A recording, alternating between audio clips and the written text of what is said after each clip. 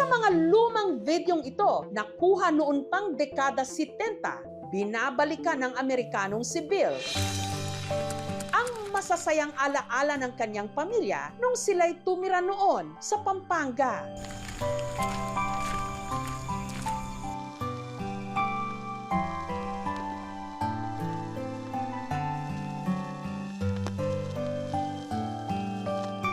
February 1979, this 8mm reel was filmed after we got to Corregidor Island. I get goosebumps thinking of all the men that lost their lives and suffered afterwards on the death march to Camp O'Donnell in 1942.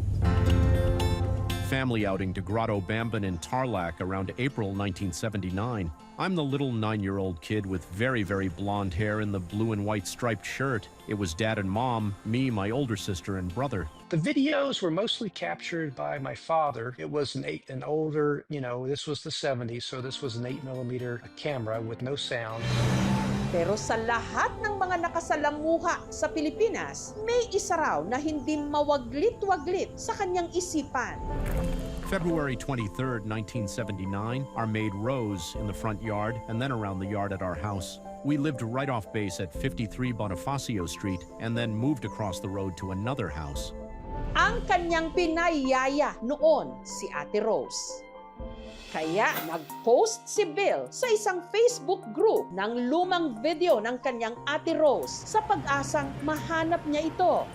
At ang post nag-viral. Ang netizens nagbayanihan para mahanap ang Pilipinang yaya ni Bill. Yung bahay ng may-ari ng video, apartment na ngayon.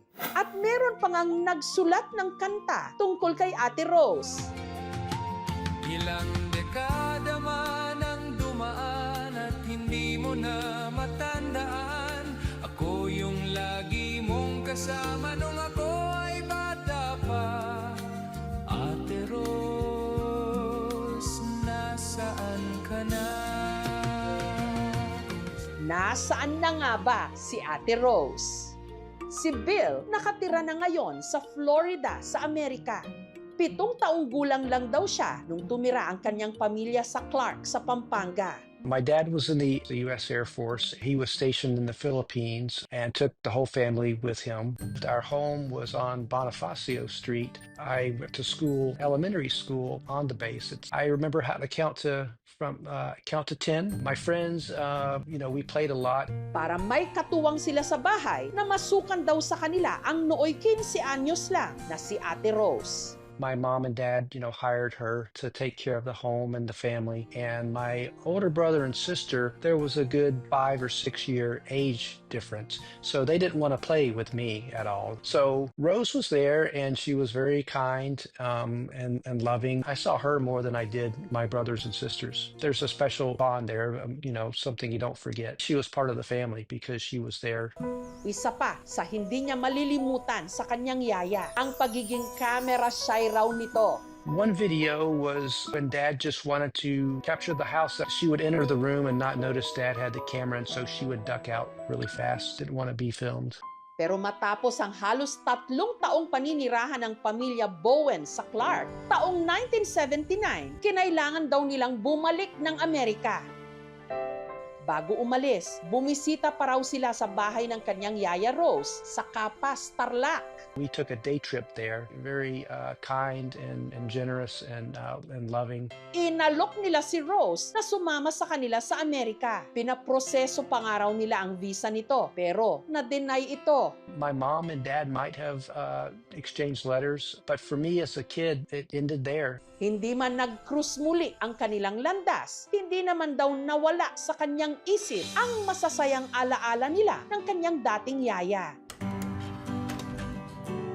I started watching them again and saw the videos of the Philippines, and it brought back lots of memories. So I posted some of the videos to the Facebook groups about the Clark Air Base. At sa dinami-rami ng ipinost niyang throwback videos sa page, ang video raw ng kanyang yaya Rose nakahuli sa atensyon ng marami. Isa sa kanila, si Ronnie. Nakita ko po yung video noon, wala pong sound yun. Kaya po, inaisipan ko po, lapatan ko po ng kanta. Kung sakaling makita mo ang nakaraang ito, maalala mo sana na kung saan lahat ay simple lang. Kasama mo kaming nagsasaya. Yung melody po na yon, saka po yung lyrics nun, talagang sinulat ko po yon. Pero po, dahil nga gusto ko mag-fit yung audio dun sa video, ano ko po siya sa isang paid AI software. Ate Rose, nasaan ka na? Ang isinulat na kanta ni Ronnie nag-viral. After 2 weeks po, may na-receive po ulit akong message doon po sa page ko na nagpakilala na kapitbahay po siya ni Ate Rose. Ang nagpapakilalang kapitbahay ni Ate Rose, si Serrila, tiga Angeles sa Pampanga. Nakita ko yung face niya, parang familiar. Binasa ko yung caption, sabi, Ate Rose, nasaan ka? Sabi ko, parang si Ate Rose nga to. Pinuntahan ko siya dito sa bahay nila. Confirmed! Buhay pa si Ate Rose. At sa mga curious dyan, kung kamusta na ba siya, heto na si Yaya Rose ngayon.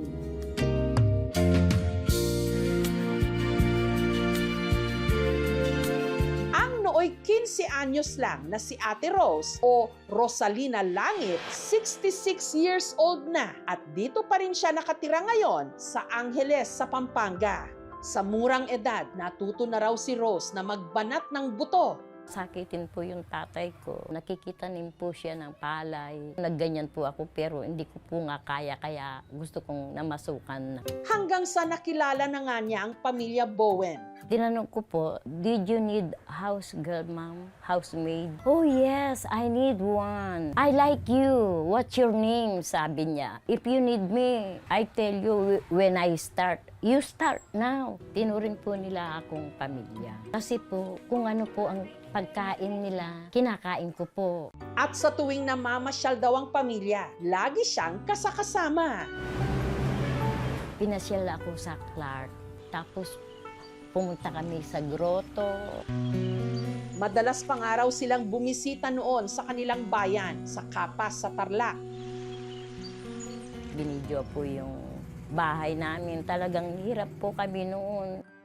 Pero kung meron man daw pinakamalapit sa kanya sa pamilya Bowen, yan ay walang iba kundi ang kanyang alaga na si Bill. Si Bill naman, dahil maliit siya, lagi kaming naglalaro. Sunod-sunod sa akin. Lagi kaming nag-uusap kahit napalipit ang English ko. Natandaan niya, mabait yan. Matakutin lang. Pag pinisil ko yung ilong niya, tapos bigla siyang tatawa. Ito yung bahay na tinira namin noon, nung nandito pa sila Bill at sa mga pamilya niya.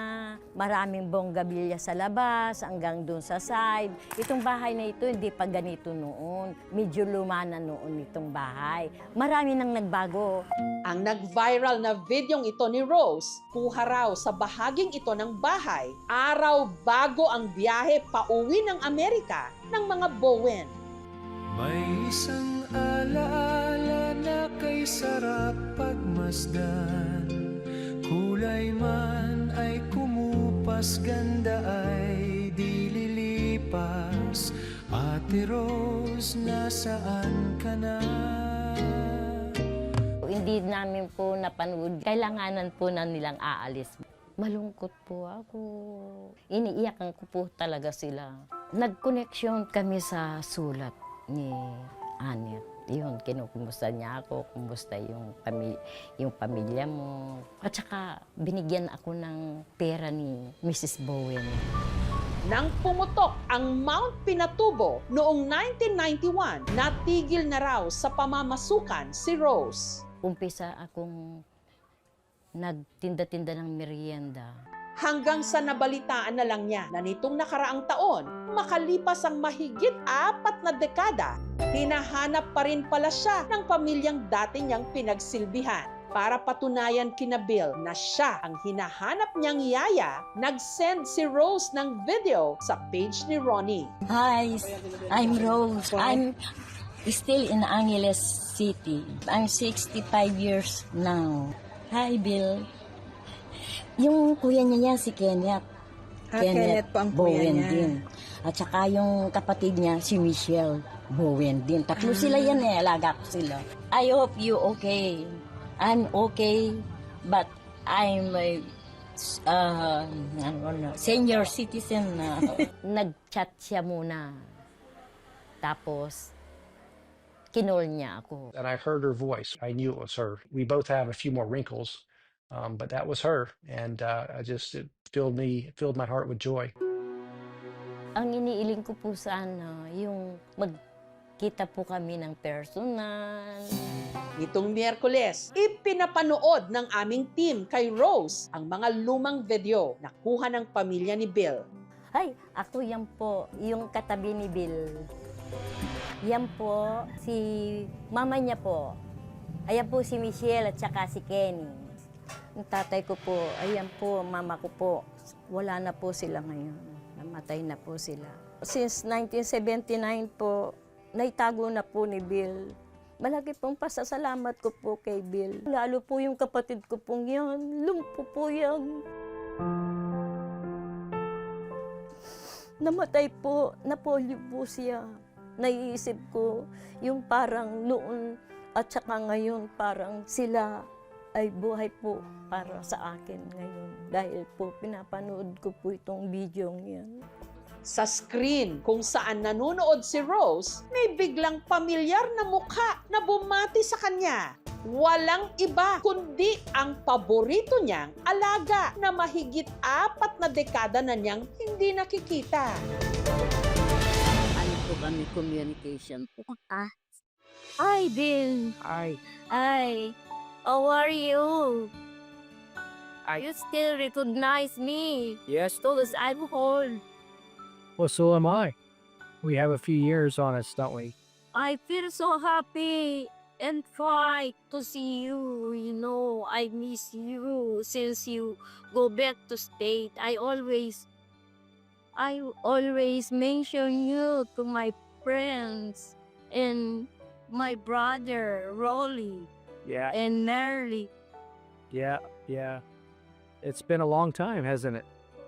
Yeah, it's been a long time since you gone. I'm working, but now I'm not working anymore. I just selling like vendors, like us. Yeah. That's my job only. I really miss your mom and dad. Yeah. know. Yeah. It's been a long time. They're no longer with us. I wish we could share this with Dad too and Mom. Me too. I wish we share. But no, they pass away. My mother too and my daddy too is Yeah. pass away. Yeah, no one lives forever, you know. You have to enjoy life while it's here. So this has been great. It makes me want to come visit. So I'm gonna have to try to do that soon. You open here in Philippines if you wanna visit us. Our house when we are in Plavidel one, Oh, Bonifacio Street. yeah. You're not recognized now. No flower na. No bongabilla flower. Ganon. Yeah, Bougainvillea. Yeah, those are beautiful. Yeah, I'll have to come visit. It's been too long. But I'm so glad we got in touch with each other again. I'm so glad Dad had the camera and took all the videos. It stirs up a lot of memories. So Yeah. Thank you, Bill, for you keep the video long. It's so long time since 79 until yeah. 2026, you know. I did not believe that, Bill. It's you keep for long. I miss you. And you remember when we play, I touching your nose and ribs very hot and you lump after that. You still remember that? Yeah. I don't forget that. Yeah, because you and I we close together when you're small, you know. Yeah. Kenny and Michelle were so much older, you know, and they didn't want to spend time with their little brother. So I'm glad that we had you and you were there to spend time with me. Thank you very much. Ay, hindi ko akalain si Bill. Nakita ko sa movie. Hi, Bill. Uy, close kami ni Bill talaga nung maliit siya. Lagi kaming naglalaro, habulan kami, makulit kasi siya. Hindi ko akalain. Itong taon nito, nagkita kami.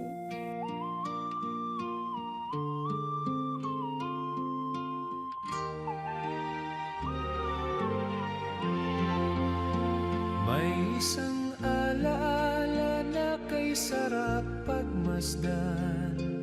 Kulay man ay kumupas, ganda ay di lilipas. Ate Rose, nasaan ka na? Kung sakaling makita mo ang nakaraang ito, maalala mo sana ang kahapong nagdaan. Maaaring kumupas ang mga larawan at magbago ang mukha, pero mananatili ang alaala ng pagmamahal at pag-aaruga. At katulad ng bulaklak, may panahon para muli itong mamukadkad. Panahon na kung saan lahat